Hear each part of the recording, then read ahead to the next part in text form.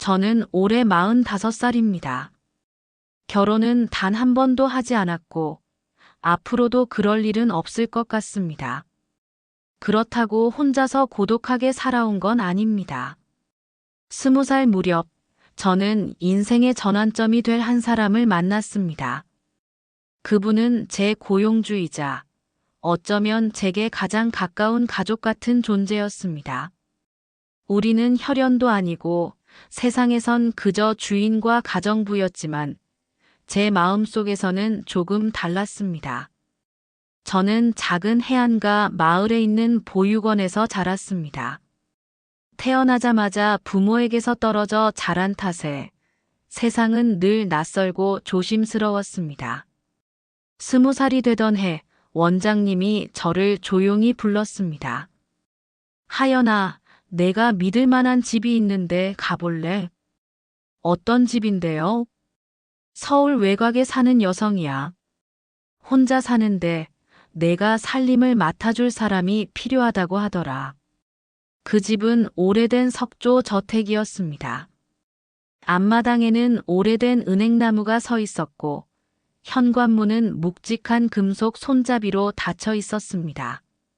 문이 열리자 단정한 회색 원피스를 입은 여성이 모습을 드러냈습니다. 내가 하연이구나. 네, 맞습니다. 앞으로 나를 여사님이라고 불러. 사람들이 다 그렇게 불러서 그게 편할 거야. 그렇게 시작된 인연이 25년이 넘게 이어질 줄은 그땐 상상도 못했습니다. 처음엔 집안 구석구석을 익히느라 정신이 없었지만 시간이 지나자 여사님의 취향을 알게 됐습니다. 그녀는 깔끔하고 단순한 것을 좋아했고 특히 음식에 있어선 예민했습니다. 그런데 이상하게도 제가 만든 반찬은 유난히 잘 드셨습니다. 넌 간단한 된장찌개도 참 맛있게 하네. 그 말이 제겐 보석 같은 칭찬이었습니다. 고아원 시절 주방 할머니가 제게 음식을 가르쳐 주셨습니다.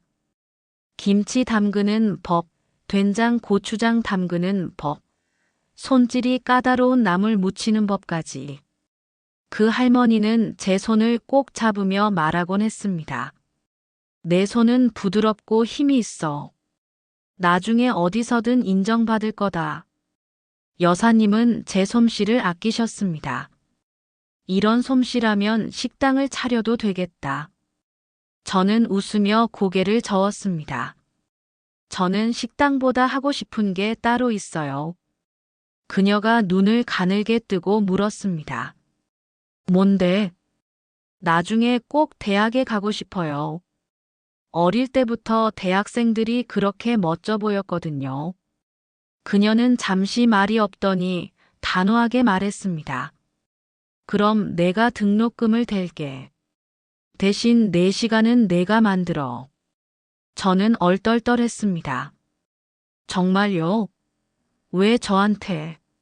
사람은 하고 싶은 게 있으면 해야 돼. 기회는 잡는 사람이 가지는 거야. 그날 밤, 저는 방 안에서 혼자 울었습니다. 누군가가 제 미래를 믿어주고 응원해준 건 처음이었으니까요. 입학 소식을 전했을 때 여사님은 제 손을 꼭 잡았습니다. 잘했다, 하연아. 내가 자랑스럽다. 그 말에 저는 다시 한번 울컥했습니다. 대학 생활은 생각보다 힘들었습니다. 매일 새벽 5시에 일어나 아침과 점심 반찬을 준비하고 강의를 들으러 나갔습니다. 수업이 끝나면 다시 집에 돌아와 청소와 저녁 준비를 했습니다. 밤에는 책상 앞에 앉아 졸음을 참으며 공부했습니다. 여사님은 가끔 웃으며 물었습니다.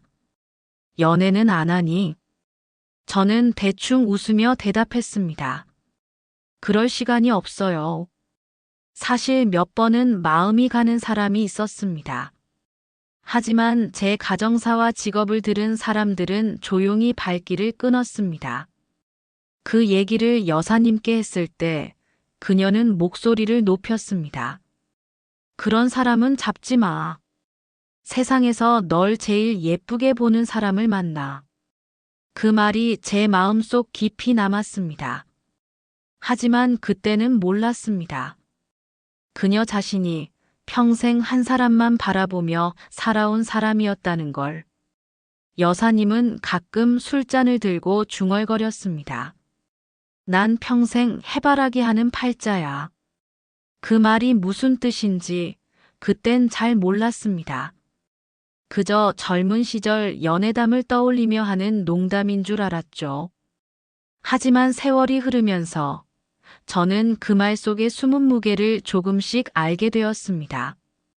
그리고 그것이 훗날 제 인생에서 가장 가슴 아픈 이야기의 시작이 될 거라는 것도요. 대학 2학기를 마칠 즈음 저는 제 일정을 노트 한 장으로 관리하기 시작했습니다. 오전 강의, 도서관, 장보기, 저녁 메뉴, 새벽 발레. 표시는 빽빽했고 빈칸은 거의 없었습니다. 여사님은 제 노트를 힐끗 보더니 웃었습니다. 숨 쉴 칸도 없네. 그런데도 사라지네요. 사라진다 라는 표현이 그 무렵 제게 딱 맞았습니다. 사치 같은 건 없었지만 마음은 자주 충만했습니다. 누군가가 내 편을 들어준다는 감각이 제 몸을 오래 데웠기 때문입니다. 2학년 여름 저는 학교 신문 동아리에서 글을 쓰기 시작했습니다. 짧은 기고문이 실리면 저는 저녁상 차리기 전에 기사 URL을 여사님께 보여드렸습니다. 그녀는 휴대폰 화면을 2번 확대하고 나서 고개를 끄덕였습니다. 문장이 단단해. 요리로 단단해진 손이 글로 갔나 봐요. 너는 뭐든 오래 붙잡으면 모양이 나온다. 가끔 편집장과 밤늦게까지 교정하다가 막차를 놓치기도 했습니다. 그럴 때면 저는 집으로 뛰어들어와 전기밥솥 김 빠지기 전에 국을 다시 데웠습니다.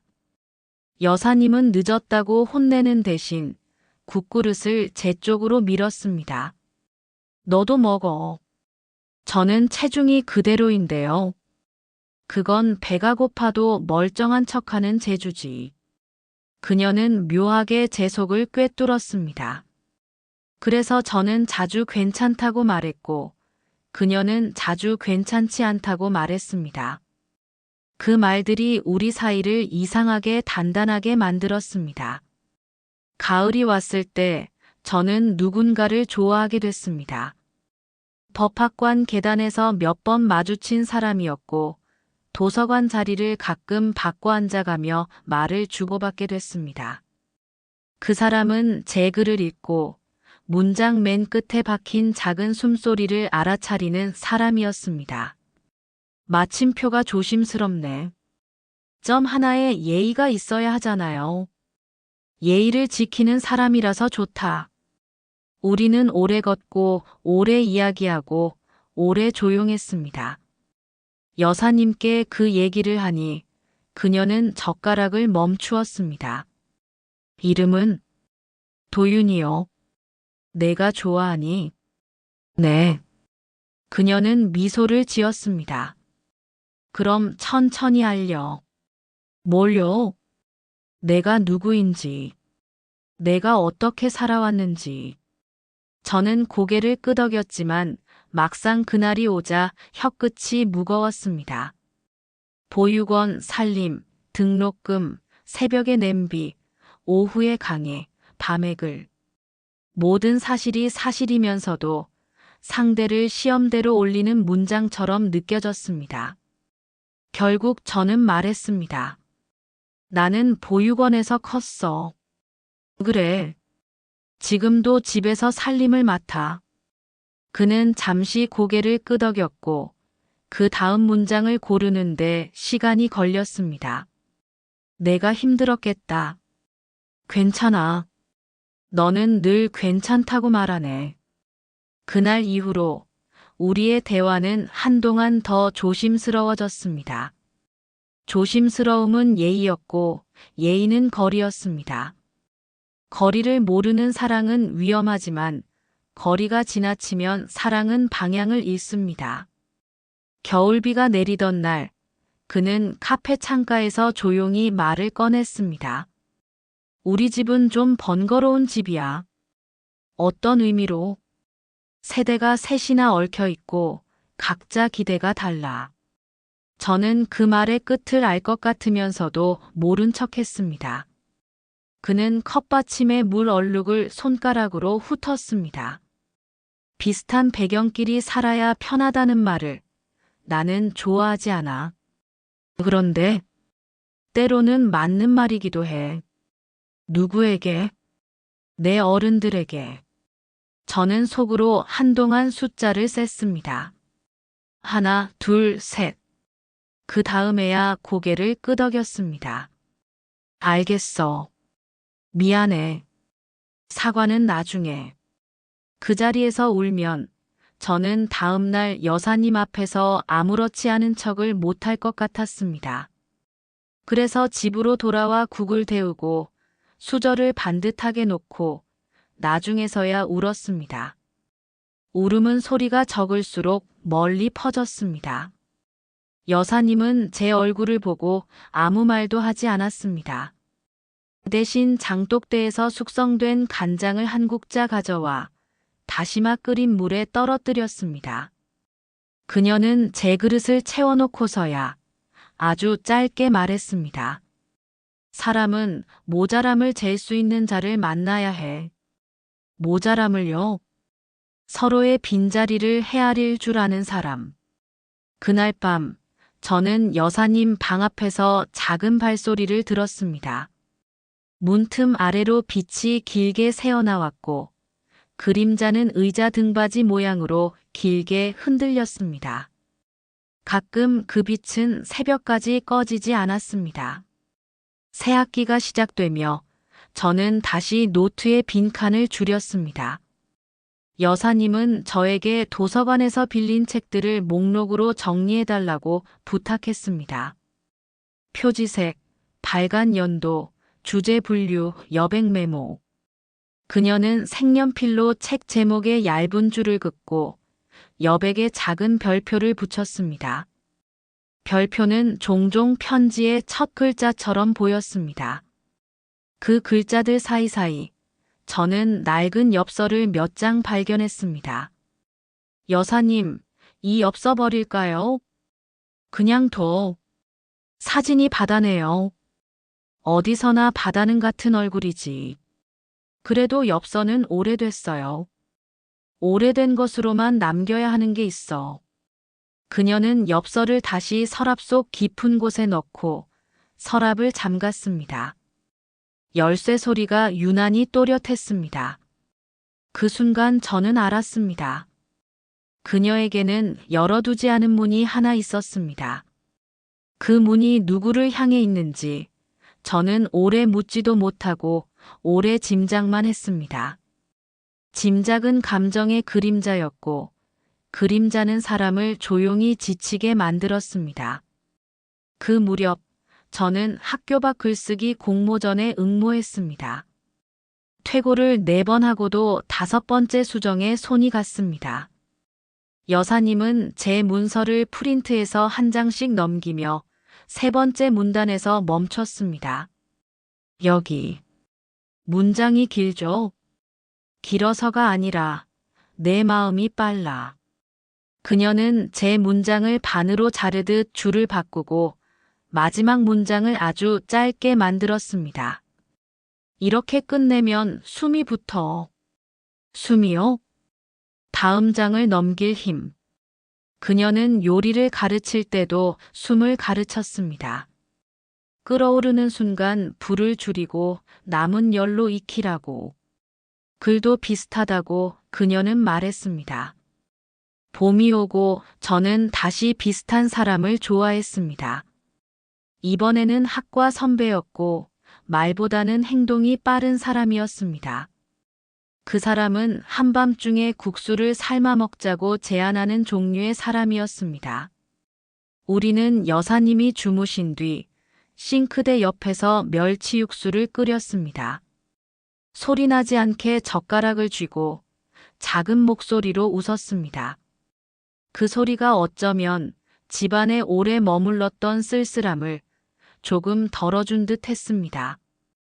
하지만 밤이 낮을 따라오면 낮은 늘 현실을 데려왔습니다. 선배에게도 집이라는 벽이 있었습니다. 그 벽은 부드럽게 말하면서도 뒤로는 단단히 닫히는 방식의 벽이었습니다. 부모님께는 뭐라고 소개해? 나, 응. 저는 그 질문 앞에서 또다시 숫자를 셌습니다. 하나, 둘, 셋. 그리고 여전히 같은 대답을 했습니다. 나는 보육원에서 컸고 지금은 한 집에서 살림을 맡아. 알아. 그걸 내가 아는 것과 내 부모님이 아는 건 다르잖아. 그는 제 말을 부인하지 않았습니다. 부인하지 않는 고개 끄덕임이 부정보다 더 또렷할 때가 있습니다. 그날 이후로 우리는 서로에게 천천히 불빛을 줄였습니다. 저는 다시 글로 돌아갔습니다. 문장 끝을 짧게, 호흡을 길게, 분량을 줄이고 마음을 남겼습니다. 어느 초여름 저녁 여사님이 제게 물었습니다. 너는 사랑을 믿니? 믿어야 버티겠죠. 그녀는 한동안 말이 없었습니다. 그 침묵이 오래된 편지처럼 느껴졌습니다. 도착했지만 읽히지 않은, 혹은 읽혔지만 답장이 쓰이지 않은. 사람이 사람을 한 사람만 보는 건 병이냐 미덕이냐? 상황마다 다르겠죠. 나는 평생 같은 곳만 봤어. 그녀의 고백은 아주 담담했습니다. 담담함은 때로 격정보다 더 깊습니다. 저는 그 말에 아무것도 덧붙이지 못했습니다. 그날 밤 여사님은 평소보다 조금 더 오래 한강을 바라봤습니다. 집 옥상 난간에 서서 바람의 방향을 몇 번이나 확인했습니다. 저는 아래에서 물 끓는 소리를 들으며 국자를 손에서 놓지 않았습니다. 그해 가을, 저는 작은 공모전에서 상을 받았습니다. 상금은 크지 않았지만 여사님은 제 상장을 액자에 넣어 거실 벽에 걸었습니다. 그녀는 상장 앞에서 사진을 찍으며 어색하게 웃었습니다. 이 집에 내 이름이 걸렸네. 여사님 이름이 먼저 걸려야 하는데요. 나는 내 이름을 걸기보다 내 이름을 보는 게 좋아. 그 말은 제 속을 아프게 했습니다.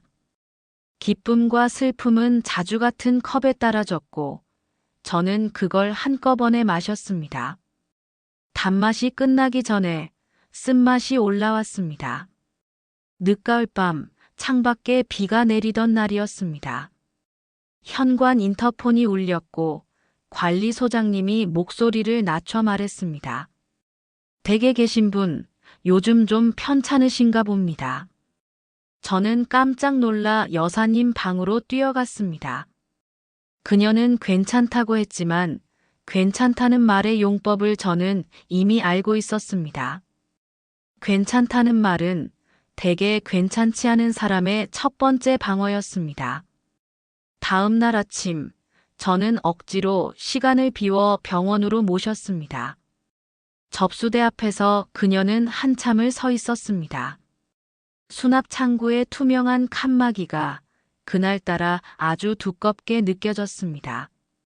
검사가 이어졌고 결과는 며칠 뒤 나왔습니다.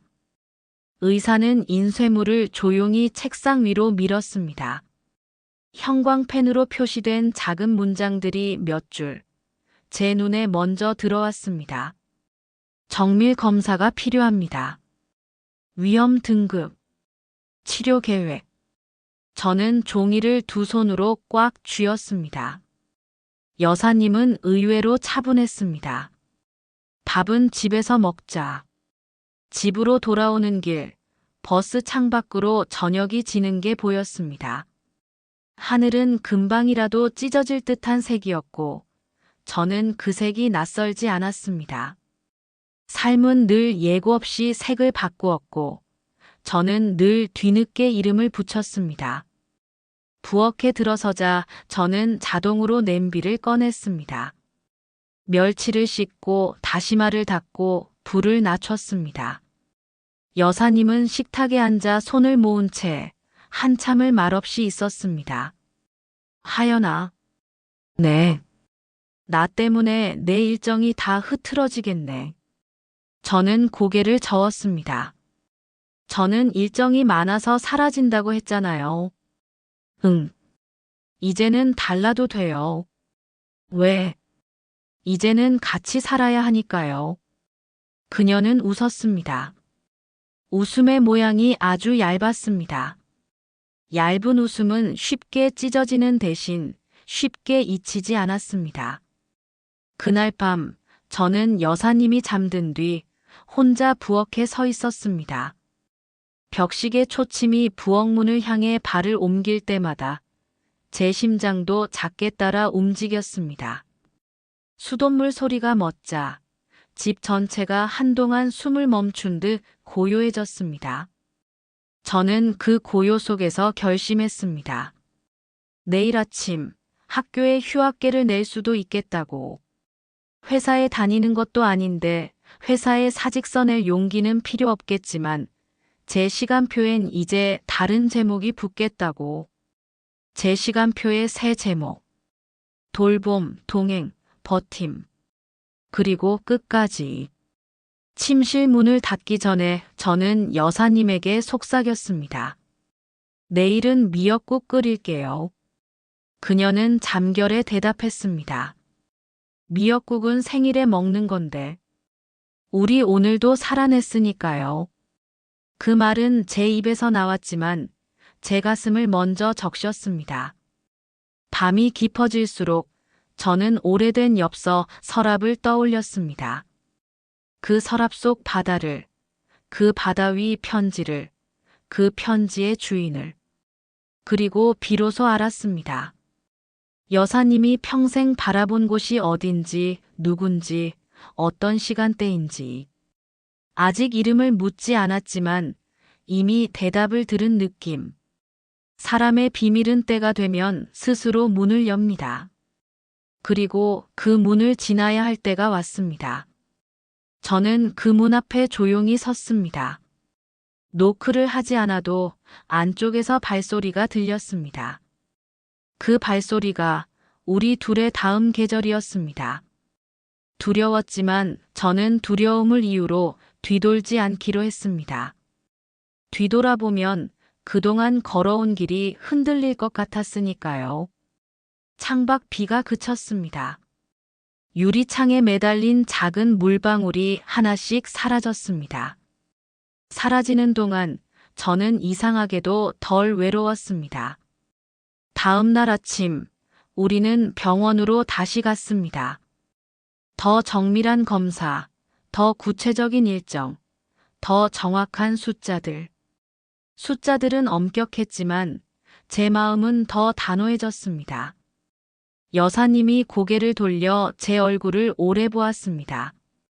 하연아. 네. 너는 늘 진심이었어. 여사님이 먼저였죠. 그럼 우리 이번에도 같이 가자. 저는 고개를 크게 끄덕였습니다. 끄덕임은 약속이었습니다. 약속은 우리가 가진 가장 오래된 언어였습니다. 여사님의 치료가 본격적으로 시작되자 제 일상도 조금씩 바뀌었습니다. 아침 대신 병원 대기실에서 하루를 시작하고 점심은 간병인 식당의 허름한 국밥으로 때웠습니다. 저녁이 되면 집으로 돌아와 여사님이 좋아하는 반찬 2가지와 미음 한 그릇을 준비했습니다. 그녀는 식탁에 앉아 제 손목을 가만히 잡았습니다. 내 손이 차네. 밖이 좀 추웠어요. 내 손이 따뜻해야 밥이 맛있어지는데. 그 말에 괜히 웃었지만 속은 무겁게 가라앉았습니다. 손이 차가워진 건 날씨 때문만이 아니었습니다. 불안은 몸속 열기를 서서히 앗아갔습니다. 병원 복도에서 기다리던 어느 날, 저는 의사와 마주쳤습니다. 그는 차트를 넘기며 말했습니다. 치료 반응이 나쁘지 않습니다. 하지만 생활 관리가 중요해요. 생활 관리.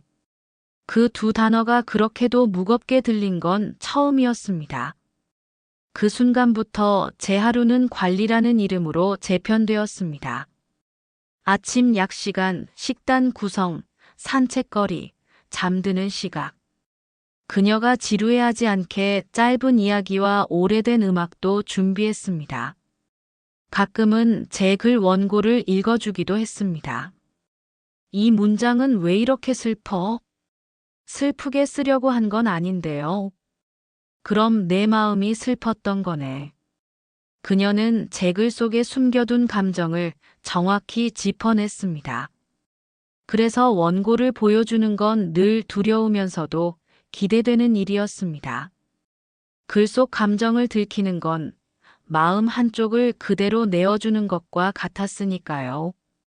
가을 끝자락, 저는 우연히 서랍 속에서 여사님의 오래된 손목시계를 발견했습니다.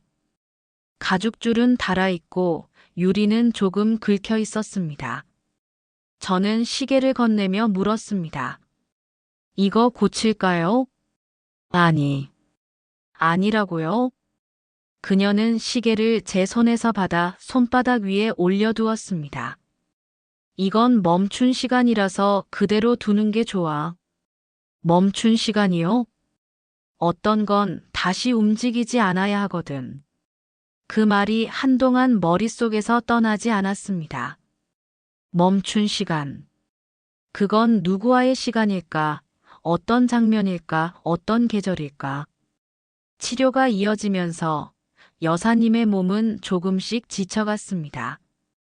그럼에도 그녀는 제게 짐이 되지 않으려 애썼습니다. 저는 그런 마음이 오히려 더 무거웠습니다. 여사님, 제가 있는 이유가 뭔데요? 너는 내 인생을 살아야지. 저한테 여사님이 제 인생이에요. 그녀는 잠시 눈을 감았다가 떴습니다. 그 말은 고맙지만 무섭네. 왜요? 누군가의 전부가 된다는 건 책임이니까. 그날 밤, 저는 한참 동안 부엌 싱크대 앞에 서 있었습니다. 손에 쥔 국자가 무겁게 느껴졌습니다. 마치 제 어깨에 올려진 말의 무게처럼. 겨울이 오자 여사님은 조금 더 자주 과거 이야기를 꺼냈습니다.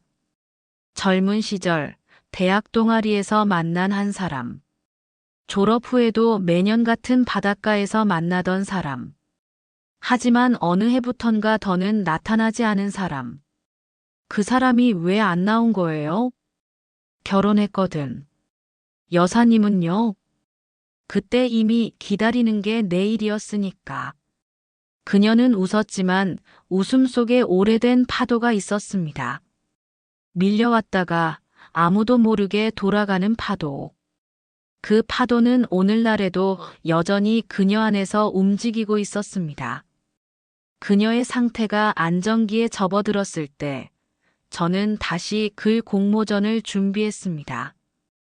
이번에는 가족을 주제로 한 글이었습니다.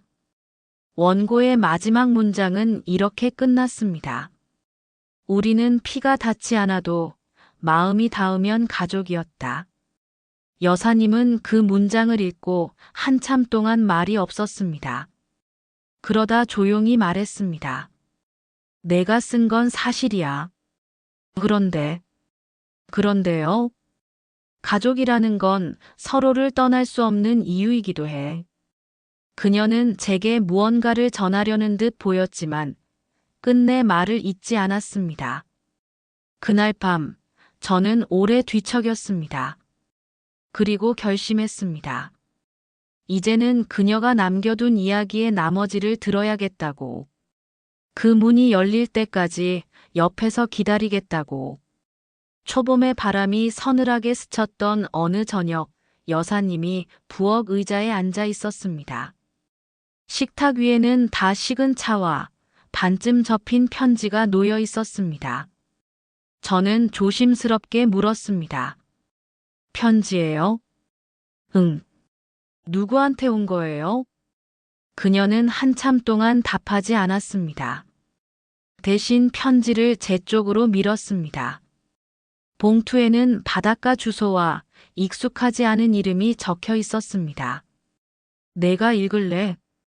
괜찮으세요? 괜찮아. 손끝이 봉투를 찢는 순간 종이 냄새와 함께 오래된 바람이 불어오는 듯 했습니다. 짧은 인사말 뒤에 단 몇 줄의 문장이 적혀 있었습니다. 오래 미안했습니다. 그날 아무 말도 하지 못했던 걸 매년 바다 앞에서 생각했습니다. 아직도 그 자리에 나가면 당신이 앉아 있을 것만 같습니다. 편지를 다 읽고 나자 여사님은 천천히 웃었습니다. 참, 늦게도 왔네. 아는 분이에요? 응. 아주 오래전에 내 시간을 멈추게 만든 사람. 그녀는 차분하게 이야기를 시작했습니다. 대학 시절, 우연히 동아리에서 만난 사람. 서로의 취향과 생각이 겹쳐 자연스럽게 함께 걷게 된 사람. 그리고 매년 같은 날, 같은 바닷가에서 만나기로 약속했던 사람. 근데 왜 안 나오신 거예요? 그해 겨울에 그 사람 집에서 혼사가 잡혔대. 그럼 나는 그냥 바다에만 갔지. 그녀는 그날 이후로도 몇 년간 같은 자리에 나갔다고 했습니다. 바다는 늘 같은 파도를 보냈고 같은 모래를 발밑에 깔아주었지만 그 사람은 오지 않았습니다. 그래서 결국 시계를 멈춘 채 서랍에 넣었다고 했습니다. 그게 그 시계였군요. 그래. 다시 맞추면 괜히 그날들이 움직일 것 같아서. 그래서 안 고치신 거예요. 그녀는 고개를 끄덕였습니다. 그 순간 저는 알았습니다. 그녀가 말하던 멈춘 시간의 의미를. 며칠 뒤 우리는 병원에 검진을 받으러 갔습니다. 결과는 나쁘지 않았지만 완전히 안심할 수 있는 상태도 아니었습니다. 의사는 생활 관리를 계속하라고 당부했습니다. 집으로 돌아오는 버스 안에서 여사님이 제 어깨에 기대었습니다. 내가 있어서 다행이야. 저도요. 근데 언젠간 내 길을 가야 해.